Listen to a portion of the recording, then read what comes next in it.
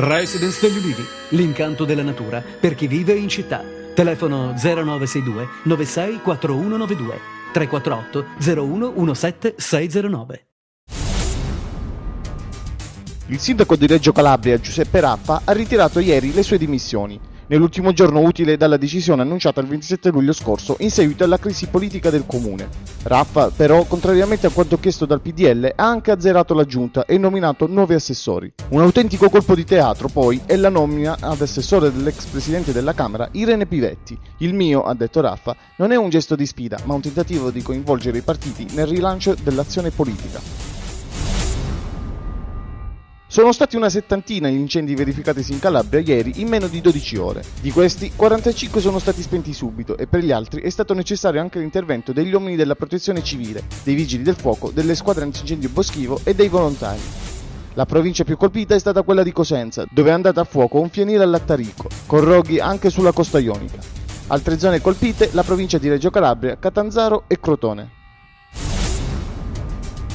Sono ben 641.000 giovani italiani tra i 15 e i 24 anni che non studiano o che non lavorano. Un numero impressionante considerando che si tratta del 10,5% di tutte le persone di quell'età. Il top si registra in Calabria con 100.757 invisibili, senza cioè né studio né lavoro, numero pari quasi ai 3/4 di tutti gli operai agricoli calabresi.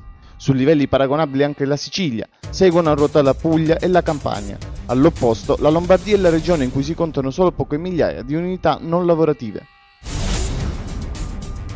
Se entro fine agosto l'ASP non provvederà a garantire i pagamenti in modo ordinario, la Fondazione Betania Onlus, così come le altre strutture sociosanitarie, sarà costretta a chiedere all'azienda sanitaria provinciale la sospensione dei servizi e il trasferimento dei pazienti che ospitano. E questo è l'allarme lanciato da Don Biagio Amato, presidente della Fondazione che a vario titolo ospita quotidianamente 500 persone, durante l'incontro con il commissario straordinario dell'ASP di Catanzaro, Gerardo Mancuso.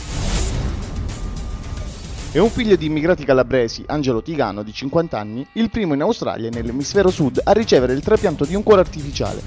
Durante un intervento di 5 ore, 10 giorni fa, nell'ospedale St. Vincent di Sydney, il suo cuore, collassato dopo aver sofferto per 10 anni di cardiomiopatia idiopatica, è stato rimosso e sostituito con il congegno. Tigano, i cui genitori sono immigrati da Medicook nel 1954 e vivono a Sydney, senza il trapianto aveva ormai poche settimane di vita e non poteva nemmeno mangiare senza assistenza. Il comune di Soveria Mannelli intitolerà la piazza antistante il municipio al presidente emerito della Repubblica Francesco Cossiga. A comunicarlo il sindaco Leonardo Sirianni, che dopo aver appreso la notizia della morte di Cossiga ha convocato d'urgenza la giunta municipale per chiedere la prescritta autorizzazione alla prefettura di Catanzaro. Cossiga era molto legata al comune calabrese, dove ha sede la casa editrice Rubettino, che ha pubblicato alcuni libri del presidente, ed anche per i rapporti con l'ex primo cittadino Mario Caligiuri. Sono 169 i punti critici che minacciano la salute del mare italiano, uno ogni 44 km di costa, e sono inquinate ben 132 foci di fiumi. A Calabria, Campania e Sicilia la maglia nera per l'inquinamento del mare dell'estate 2010. E questo è il bilancio finale di Goletta Verde nel corso della sua 25esima edizione, puntando i riflettori sui punti critici dell'ecosistema marino costiero. In Calabria sono stati riscontrati 22 punti critici, uno ogni 32 km di costa, con 32 comuni sotto accusa, tra cui Reggio Calabria, la Mezzia Terme e Crotone. In 4.000 gli spettatori entusiasti accorsi allo stadio Guido di Ippolito di Lamezia Terme per lo show concerto di Massimo Ranieri, Canto perché non so notare, da 40 anni.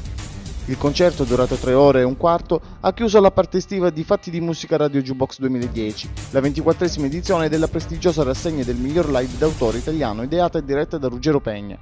Un evento che ha ricevuto il Riccio d'Argento del celebre orafo Gerardo Sacco, premio miglior live dell'anno a colui che, per Pegna, è un pezzo di storia della canzone e del costume italiano.